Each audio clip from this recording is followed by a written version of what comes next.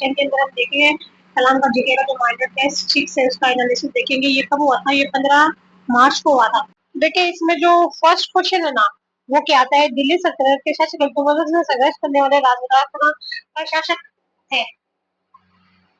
तो देखो कौन से राव तेज सिंह थे, वो कब थे? 1252 से 1267 तक। पिता जो थे इसके जयपुर सिंह थे, काल जो था इनका 1213 से 1252 तक था। उन्होंने जो युद्ध लड़ा था ना वो क्या लड़ा था? बुथाना का युद्ध लड़ा था। कब लड़ा था? 27 के अंदर जाकर लड़ा था।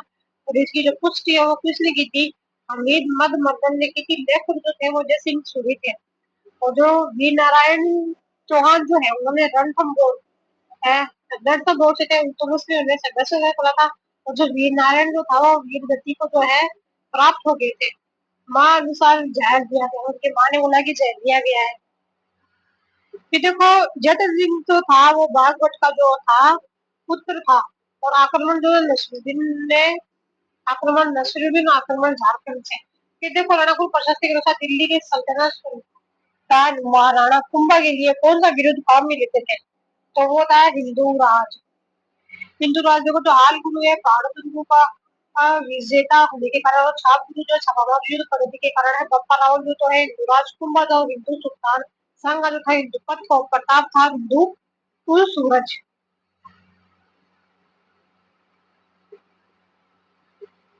फिर देखिए सिंगोली युद्ध अमीर देव सिसोदिया 1330 मोहम्मद बिन तुगलक के मध्य हुआ था, जो कि जैसा पता है सिंगोली के युद्ध में जो थे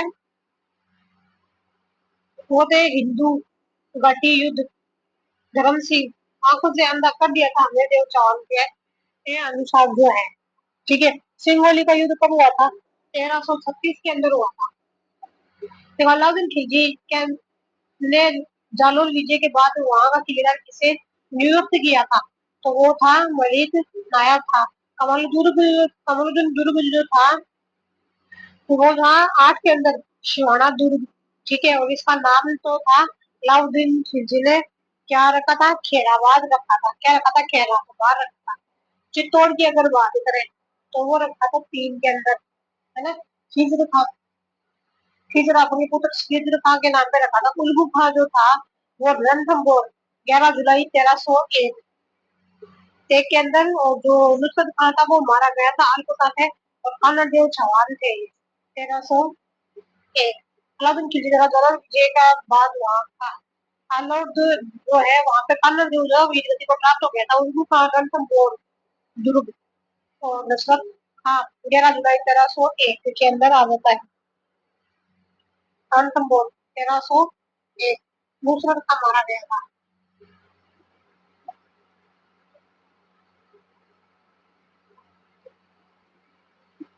फिर देखिए राणा सांगा और बाबर के मध्य युद्ध का महत्वपूर्ण कारण राणा सांगा द्वारा दिल्ली सल्तनत के क्षेत्रों पर अधिकार था। राणा सांगा ने स्वयं खंडार के दुर्ग पर अधिकार कर निजाम राणा सांगा ने रणथंबोर दुर्ग पर अधिकार कर निजाम खां को देखो बयाना का युद्ध कब हुआ था? 16 फरवरी 27 को हुआ था। फिर खतौली का युद्ध हुआ था 1517 के अंदर हुआ था। इब्राहिम लोधी और बाटी जोधपुर जो है 18 के अंदर हुआ था।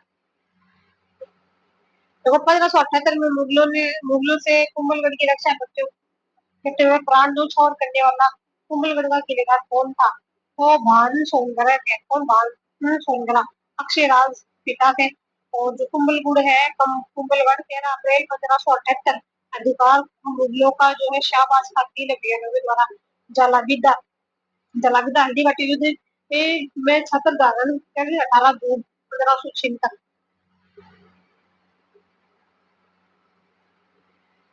फिर देखिए मुगल उत्तराधिकार युद्ध जो है 1657 से 58 औरंगजेब और दारा सिंह के मध्य औरंगजेब ने राज सिंह से इंद्रप्रस्थ को सहायता मांगने के लिए लिखा। औरंगजेब ने शासक बनने के पश्चात राज सिंह को 6000 जात और 7,000 मनसब दिए थे। दोनों से मुगल सूबेदारी के दौरान मान सिंह की निम्नलिखित विजयों का अनुभव करना है। देखो उड़ीसा जो था उनको 92 में मिला था। और गिदौर बिहार के अंदर राजा पूर्णमल की पुत्री विवाह अपने भाई कि चंद्रभान के साथ किया था, ये प्राप्त हुआ था 90 के अंदर हुआ था। कुछ बिहार की अगर बात करें तो बताता है 96 के अंदर रहता है राजा लक्ष्मी नारायण बयान जो थी वो अबला देवी से विवाह किया था। राजा लक्ष्मी नारायण की बहन अबला देवी से जुड़े विवाह किया था। और रुद्रा की अगर बात करें तो 91 के अंदर रहते हैं। मुगलों के संघर्ष के दौरान मारवाड़ के प्रताप के सहयोगी थे। तो रावण के मुख्य मुकुट सुखराज थे, कल्ला थे, पन्ना राठौड़ थे और देवीदास थे, सारे ही थे।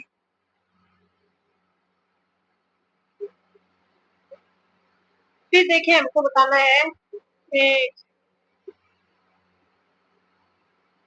बीकानेर के शासक राय सिंह के संबंध में आज सत्य घटना बताना है। देखो राय सिंह को मुगल दरबार में अधिकतम 5000 वंश प्राप्त था। अकबर ने राय अकबर ने राय सिंह 1551 से 1553 तक जोधपुर का प्रशासक खालसा दुर्ग बनाया था। जब जहांगीर ने आदेश न मानने पर राय सिंह के वंश को कम नहीं किया था, उन्होंने 5000 किया था। राय सिंह की मृत्यु जो है 1612 में हुई थी। 83 में मोटा राजा उदय सिंह को शासक मारवाड़ का पहला मुगलों के साथ विवाह जो है उन्होंने स्थापित किया था। कि देखो मारवाड़ के जाते हैं मेघमोशन कोटा का जाता है मेसर बटन कन्वीनर जाता है जयपुर रियासत सिहोर की अगर बात करें जेडी मॉल मेवाड़ की अगर बात करें तो कैप्टन शाह भरतपुर मॉरिशस। फिर 1857 की क्रांति के समय अजमेर की सुरक्षा के पद की बंगाल नेटिव इन्फेंट्री के स्थान पर किस बटालियन की नियुक्ति की गई। तो टाइम हमारे बटालियन की थी महाराज मिश्रा। महान क्रांति हुई थी 28 मई के 1857 के अंदर। ठाकुर कुशासी के बता के विद्रोह का नेतृत्व किसने किया था लंबर में लंबिया के पत्नी सिंह ने किया था। शिवाली माता 5 हाथ 10 सिर थे उसके 1757 की क्रांति हुई थी। बिठोड़ा का युद्ध जो है 8 सितंबर का लड़ा गया था। चलावास को 18 सितंबर जो है 1857 का मोती जो है मोती से जोधपुर की जगह तो एडीजी पैट्रिक लॉरेंस कर रहे थे। पिता पापा ने किस युद्ध में झालावाड़ के शासक को परास्त कर झालावाड़ का अधिकार दिया था। तो बोलता है की क्रांतिकारी को सुलह करने वाला मांझी राणा आवत का संबंध किस ठिकाने से था। तो बोलता है खेतड़ी। तो एक ठोस बेलन का कुल पृष्ठीय क्षेत्रफल 462 सेंटीमीटर इसकी वर्ग प्रश्न संपूर्ण पृष्ठीय क्षेत्रफल का एक तिहाई इसका आयतन ज्ञात कीजिए। 1539 मीटर इसको कुल वृत्त का क्षेत्रफल होता है 1.3। देखो एक ठोस बेलनाकार धातु जिसका व्यास 16 सेंटीमीटर और ऊंचाई 15 सेंटीमीटर अगर इसे एक ठोस तार बना लेते हैं जिसकी लंबाई 60 मीटर और तार का व्यास क्या होता है 7 सेंटीमीटर ये एमएम आ जाता है। देखिए एक खोखले गोले का बाह्य तथा आंतरिक व्यास 12 सेंटीमीटर है 18 सेंटीमीटर है। तो इसको फिर अगर एक बेलन का आकार दिया जाता है जिसके आधार का व्यास 16 सेंटीमीटर बेलन की ऊंचाई क्या 13.17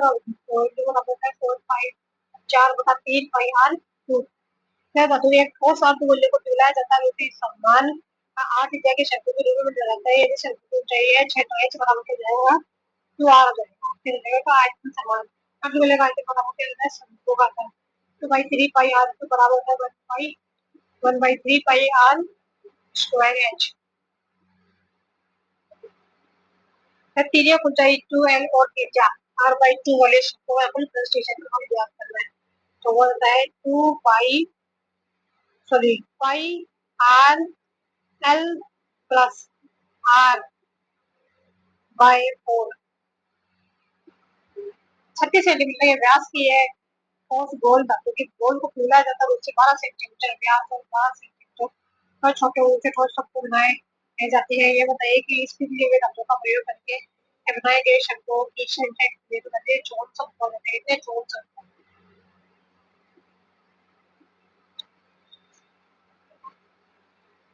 एक तंबू टेंट इस प्रकार का है। इसका निचला भाग 24 मीटर की ऊंचाई के लिए एक सिलेंडर की तरह जिसका व्यास है 26 मीटर है उसका शीर्ष भाग 26 मीटर के व्यास उसी के व्यास के आधार के साथ शंकु कोण की तरह है और 80 मीटर की ऊंचा है। उसका कैनवास 8 मीटर चौड़ा है। तंबू को बनाने के लिए आवश्यक कैनवास की लंबाई की गणना कीजिए। तो जाती है 308 से जाती है। टेंट बराबर कहता है सिलेंडर और शंकु व्यास होता है 26। फिर देखो मोटाई डी और आंतरिक त्रिज्या आर के और कटोरे ठीक है वैसे घटकों का थोड़ा मान होगा तो हो जाएगा pi 4 r square plus 6 r d plus 3 d square हो जाता है प्लस 3 डी स्क्वायर। फिर देखो उस गोले का आयतन यहाँ ज्ञात कीजिए जिसका परस्टीय क्षेत्रफल कितना है 1386 मीटर स्क्वायर है। तो आ जाता है 4851 मीटर क्यूब जो है वो आ जाता है।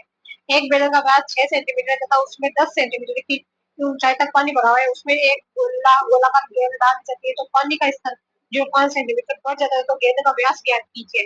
तो वो 3 आ जाती है।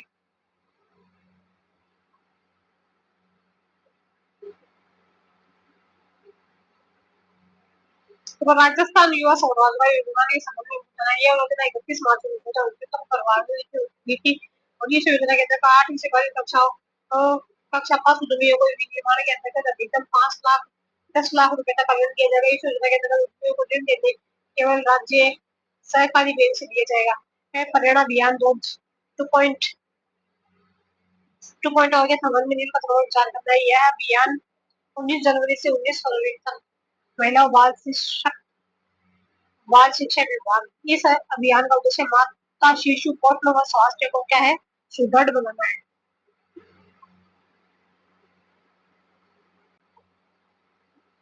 केवल आसन युवा नीति 2026 के बारे में बताना है। ये उनकी 12 जनवरी 2026 से इस नीति का तहत 15 से 29 वर्ष आयु वर्ग के व्यक्तियों को युवा के रूप में परिभाषित किया गया है। इस नीति के अंतर्गत 7 एकीकृत फोकस क्षेत्र निर्धारित किए गए हैं जिनके लिए 2026 से 2021 के लिए मापनीय लक्ष्य निर्धारित किए गए हैं। इसके इस नीति के अंतर्गत 7 एकीकृत फोकस क्षेत्र निर्धारित किए जिसके लिए 2026 से 2021 तक के लिए मापनीय लक्ष्य निर्धारित किए गए। इस नीति के क्रियान्वयन हेतु राजस्थान युवा बोर्ड है को नोडल एजेंसी बनाया गया। प्रशासनिक विभाग के कर्मचारी युवा मामले और खेल विभाग रहता है। खेलो इंडिया बीच गेम 2026 के संदर्भ में को विचार है। इन खेलों में राजस्थान इन खेलों में राजस्थान 2 स्वर्ण 3 कांस्य और 2 स्वर्ण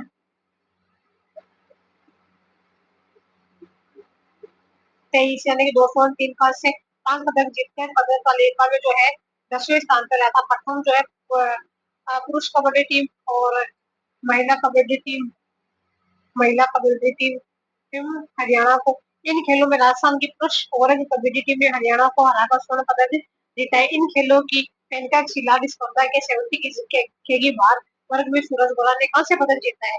इन खेल के पेंटा खिलाड़ी स्पर्धा के 70 केजी के भार वर्ग में सूरज गोला ने कांस्य पदक जीता है। रवि चौधरी कांस्य 91 केजी और चेन्नारायण जो है कांस्य 95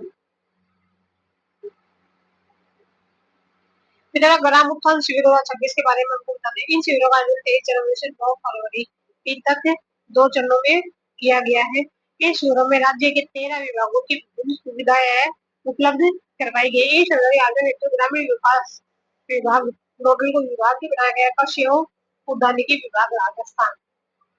इन शिविरों का आयोजन देखो चरण फर्स्ट 23 से 25 जनवरी व 9 फरवरी। चरण सेकंड जो है 23 से 25 जनवरी को 9 फरवरी चरण सेकंड 1 फरवरी से 5 फरवरी और 9 फरवरी।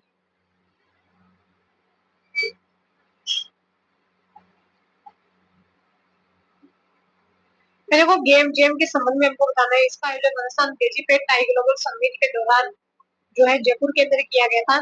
इस प्रतियोगिता का जो है ये पहला संस्करण है। इसका आयोजन आउटलुक रेस्पॉन्स सूचना प्रौद्योगिकी व संचार विभाग के नारविंग गेमिंग द्वारा किया गया था।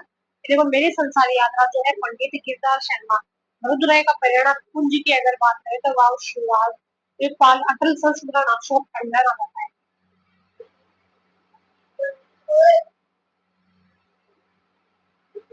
तो 25 जनवरी 2024 को राजस्थान के 3 विशिष्ट जनों को पद्मश्री पुरस्कार प्रदान किया गया। इनमें से कौन सा एक सम्मिलित नहीं है। पीयूष पांडेवन जी कमलदेव तिवारी जोगी अलवर बसंत के स्वामी ब्रह्मदेव महाराज श्री गंगानगर से टकराम बेल जो है वो कहाँ से है जैसलमेर से है।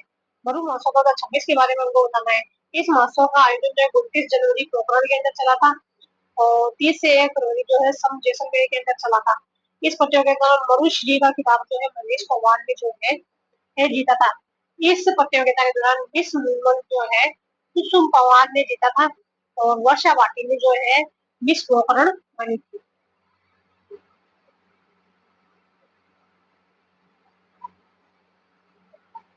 देखो राजस्थान क्षेत्र एआई इम्पैक्ट वर्षा 2026 के बारे में कुछ लोगों को जान लेते हैं। इनको इस कॉन्फ्रेंस का आयोजन 6 जनवरी 2026 को जेईसीसी से टकरा जयपुर में किया गया था। इस समिति की थीम एआई सबकी पहुंच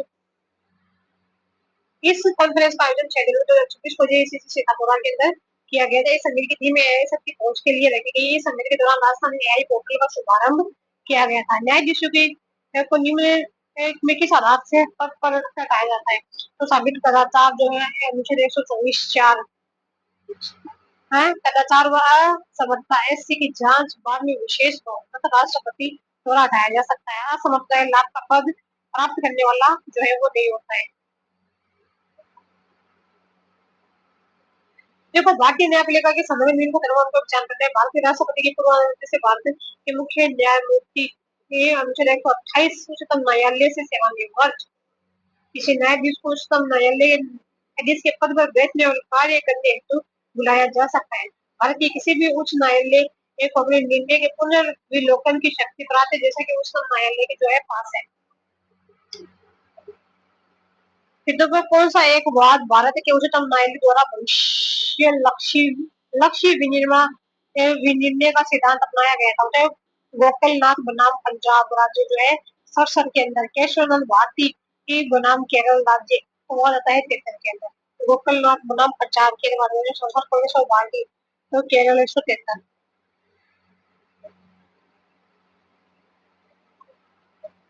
फिर देखो सर्वोच्च न्यायालय में सतत एडहॉक न्यायाधीशों की नियुक्ति होती है। 127 की बात है ये। तो ये रहती है न्यायाधीश की सत्तर के लिए न्यायाधीशों का फोरम पूर्ण नहीं होना। मुख्य चुनाव आयुक्त और अन्य चुनाव आयुक्त की नियुक्ति सेवा शर्तें और पदावधि अधिनियम 2023 के अनुसार मुख्य चुनाव आयुक्त और अन्य चुनाव आयुक्त की नियुक्ति इस समिति में सम्मिलित नहीं होता है। तो वो होता है उच्चतम न्यायालय का मुख्य न्यायाधीश जो है वो सम्मिलित नहीं होता है। प्रधानमंत्री भी होता है और लोकसभा में विपक्ष का नेता भी होता है। प्रधानमंत्री द्वारा नामित कैबिनेट मंत्री भी होता है। ये देखिए मुझे कौन सा नवाचार भारतीय निर्वाचन आयोग का नहीं है? तो जो नहीं है वो होता है विधि जो है नहीं है नवाचार जो केंद्रीय सतर्कता आयोग का है, जबकि ये सुगम है जेनेसिस से सीखे के लिए सारे के सारे नवाचार के हैं। संघ लोक सेवा आयोग के संदर्भ में इनको बताना है कि देखो संविधान के अनुच्छेद 316(2) के अनुसार संघ लोक सेवा आयोग के अध्यक्ष और सदस्य अपने पद ग्रहण से 6 वर्ष अवधि या 65 वर्ष की आयु जो भी पहले तक पद पर बने रह सकते हैं। अनुच्छेद 319 के तहत संघ लोक सेवा आयोग के अध्यक्ष सेवानिवृत्त के पश्चात पुनर्नियुक्त नहीं किए जा सकते। ये सही जब संविधान के अनुच्छेद 323 के अनुसार संघ लोक सेवा आयोग का यह कर्तव्य वर्ग पटेल आयोग द्वारा दिए गए कर्तव्य का प्रतिवेदन राष्ट्रपति को दे। निम्न में से यूपीएससी के कार्य क्षेत्र से बाहर है। तो विभिन्न सेवा और पदों की भर्ती के लिए बनाना भी है। ऑफिसर जाति की नियुक्ति विषयों का आरंभ देना ये नहीं है। ग्रुप सेवा ग्रुप की सेवाओं के चयन संबंधी मामले के बीच जो है देखो पंचायती राज संस्थाओं के अध्यक्ष उपाध्यक्ष को पद से हटाने संबंध अविश्वास प्रस्ताव के संबंध में निम्न में से असत्य कथन है। ऐसा प्रस्ताव प्रत्यक्ष रूप से निर्वाचित सदस्यों में से न्यूनतम एक तिहाई सदस्यों द्वारा लाया जाना है। प्रस्ताव पारित होने के लिए निर्वाचित सदस्यों का 2/3 बहुमत आवश्यक है। जो होता है 3/4 बहुमत से पारित होना है। ऐसा कोई भी प्रस्ताव पद ग्रहण की तिथि से 2 वर्ष के भीतर नहीं लाया जा सकता है। राजस्थान पंचायती राज अधिनियम में से 94 की धारा 37 में अध्यक्ष और उपाध्यक्ष में अविश्वास प्रस्ताव का उल्लेख है। ये देखो 73वें संविधान संशोधन 1992 अधिनियम के अंतर्गत पंचायतों को एक संवैधानिक दर्जा प्रदान किया गया है। 1992 से पहले संविधान 1940 में ग्राम पंचायतों का कोई उल्लेख जो है नहीं था।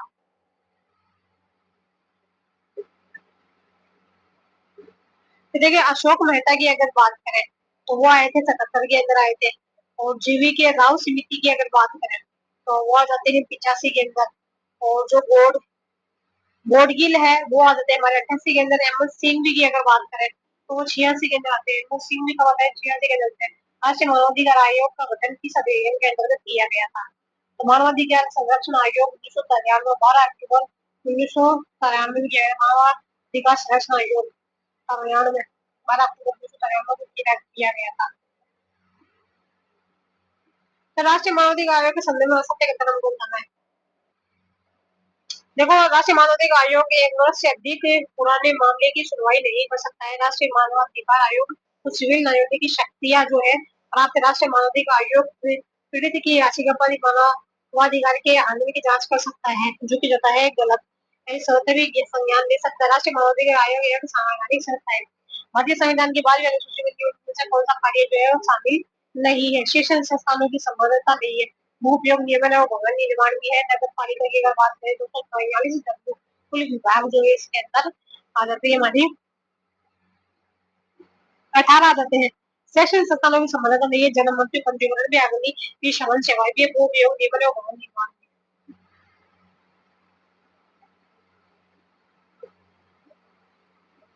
देखो राज्य निर्वाचन आयोग की अगर बात करें तो केंद्र नगर पालिका आदि की शक्ति की अगर बात करें तो डब्ल्यू के अंदर आता है। गठन की अगर बात करें तो वो क्यू के अंदर आता है। नगर पालिका की अवधि की अगर बात करें तो वो युवा जाता है। भारतीय निर्वाचन आयोग के संदर्भ में आ सकता है बताना है। भारतीय निर्वाचन आयोग 324 भारतीय निर्वाचन निर्वाचन आयोग होता है एक सदस्यीय था। 16 अक्टूबर 1989 को 16 अक्टूबर 1989 को दो अन्य निर्वाचन आयुक्त की नियुक्ति कर बहुत सदस्य बनाया गया था। अनुच्छेद 324 के अनुसार उपराष्ट्रपति पद के लिए निर्वाचन संबंधी कार्य निर्वाचन का आयोग का है। मुख्य चुनाव आयुक्त और अन्य चुनाव आयुक्त नियुक्ति सेवा शर्तें और पदावधि अधिनियम 2023 के अनुसार खेलबिन समिति के अध्यक्ष प्रधानमंत्री है। कानून जो कि प्रधानमंत्री होता है कानून मंत्री होता है। भारत की प्रथम महिला निर्वाचन आयोग जो कौन थी रमा देवी।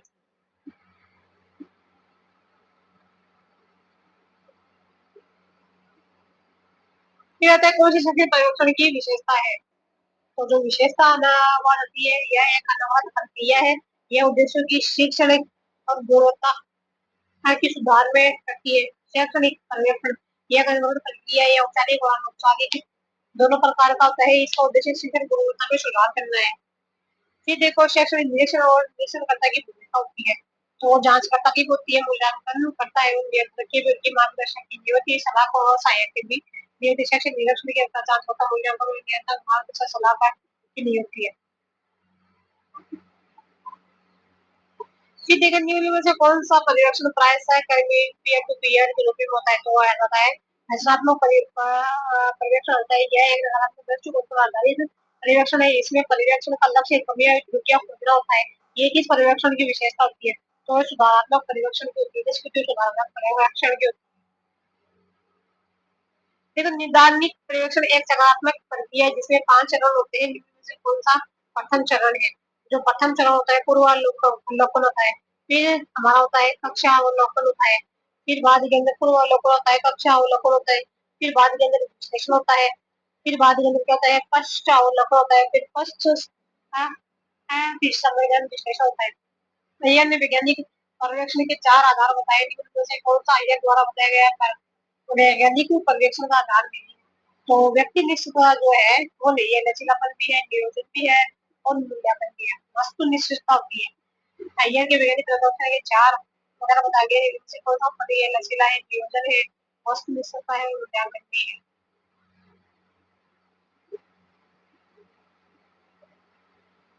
फिर देखिए मुझे उस विकल्प की पहचान कीजिए। तो ऐसा एक में बोर्ड शिक्षा समिति की भूमिका और कार्य संबंधित नहीं है। तो ये सुनिश्चित करना है कि किसी भी नई पहल हेतु आवश्यक सामग्री सभी स्कूलों में समय पर उपलब्ध हो ये नहीं है। जिला के एडमी की सहायता साथियों को पहचानना विमुखीकरण करना है स्थान देना तथा निगरानी करना भी है। सभी स्तरों पर होने वाली पहल को तकनीकी सहायता प्रदान करना है। क्षमता निर्माण प्रक्रिया हेतु तो प्रमुख संसाधन एजेंसी बनाना है। निम्न में से कौन सा राजस्थान राज्य पुस्तक राज्य पाठ्य पुस्तक मंडल की निष्पादक परिषद का हिस्सा नहीं है। तो होता है प्रमुख शासन सचिव वित्त विभाग में ये निदेशक संस्कृत है। संस्कृत शिक्षा निदेशक शासक है। सदस्य शिक्षा विभागीय सचिव महाशिक्षा बोर्ड भी है। माध्यमिक शिक्षा बोर्ड भी है। देखो राजस्थान पाठ्य पुस्तक मंडल कर्मचारी सेवा अनुशासन व आसन नियम कब से प्रभावी है। तो 1 सितंबर 1989 से है। ऐसा एक युग का पूरा नाम है। तो state initiative for quality education.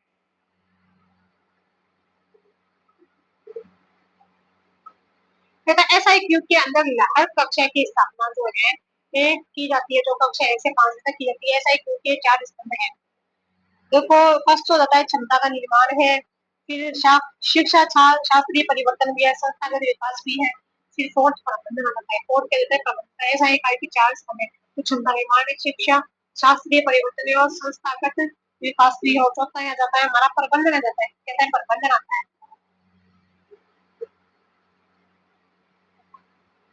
देखो ऐसा एक युग के सफल संचालन हेतु शिक्षक प्रशिक्षण हेतु मास्टर तैयार करा तथा अकादमिक व्यवस्था की भूमिका किस संस्थान को दी गई है तो जिला शिक्षक प्रशिक्षण संस्थान को दी गई है।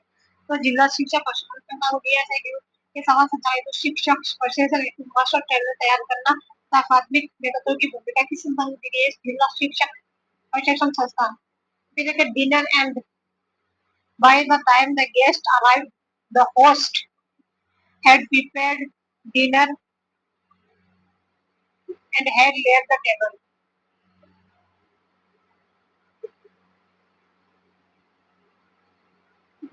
Say that the students were working the assignment since morning but do not, do not complete yet.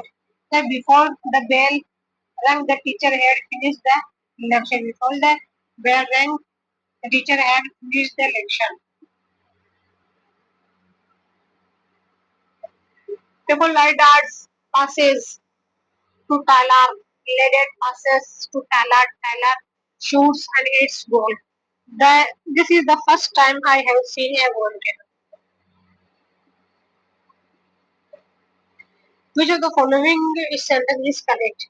This is the last time I pay for you. This is the last time I'm paying for you. This is the last time I will pay for you. Here the scientist's theory was considered illogical and therefore unacceptable by the committee.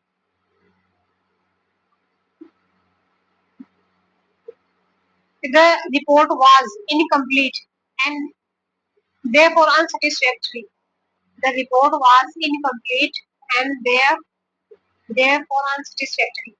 The judge delivered his decision, decide the great fairness. Here the persistence of the ancient tradition and the cultural relevance relevant attracted the attention of scholars. इसी के साथ ये topic complete होता है आगे हम next के अंदर देखेंगे तब तक के लिए बाय बाय टेक केयर।